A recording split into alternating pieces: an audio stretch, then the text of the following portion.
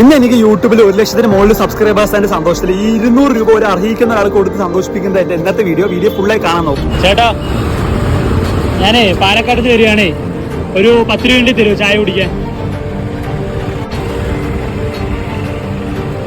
ചേട്ടാ എന്താ ചോദിച്ച 10 രൂപ എടുത്തു തരണത്?